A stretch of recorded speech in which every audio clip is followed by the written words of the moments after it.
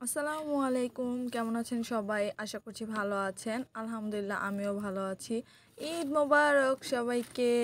সবাইকে পবিত্র ঈদুল আজহার শুভেচ্ছা ও অভিনন্দন। তো আজকে সকালে আমি খেয়ে নিচ্ছিলাম প্রথমেই পোলার চালের খিচুড়ি আর মুরগির মাংসের তরকারি আলু দিয়ে। তো এখানে আমি নিয়ে নিচ্ছি, এখন খাবো।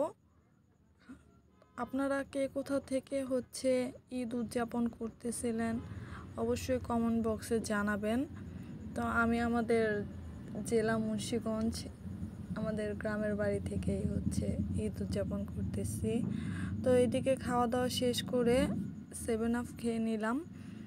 7 আপ হাতে নিয়ে ঝাঁকাচ্ছিলাম, দেখতেই পাচ্ছেন। যাই হোক, খাওয়া দাওয়া শেষ করে একটু দুপুর হয়ে আসছে। দুপুরের পরে ড্রেস আনতে গিয়েছিলাম, ওই দিক দিয়ে আবার নদীটা দেখলাম।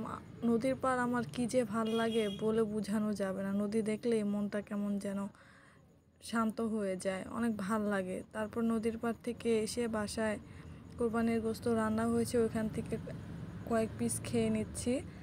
এই তো তুলে দেখাচ্ছি।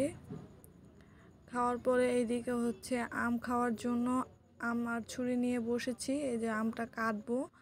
আর এই মুহূর্তে দাদু আসছে, দাদু এসে দাদুর রান্না করা গোশত দিল, কারণ দাদুর হাতে রান্না করা গোশত আমি অনেক পছন্দ করি। নিয়ে আসছে, এখন আমটা কেটে সাইডে রেখে দিয়ে দাদুর রান্না করা থেকে এক পিস তুলে দাদুর সামনে খেয়ে নিলাম, না হয় কষ্ট পাবে।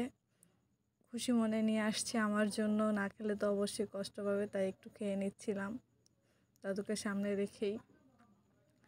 তো এরকম আদর পেতে কার না ভালো লাগে? অবশ্যই আলহামদুলিল্লাহ আমার খুব ভালো লাগে। তো এখান থেকে খেয়ে আমি এখন ঠান্ডা পানি খেয়ে নিচ্ছি, কারণ ঠান্ডা পানি আমার খুব ভালো লাগে। দুপুরে আর খাওয়া দাওয়া করিনি, এখন একেবারে রাত্রে কয়টা ভাত খাচ্ছি গরুর মাংস দিয়ে, তুলে তুলে দেখাচ্ছি আর খাচ্ছি। তো সবাই পরিবার পরিজন নিয়ে ভালোভাবে ঈদ উদযাপন করুন। আজকের ভিডিও এই পর্যন্তই। এতক্ষণ পর্যন্ত ভিডিওটি দেখার জন্য ধন্যবাদ। ভালো থাকবেন, সুস্থ থাকবেন। আল্লাহ হাফেজ।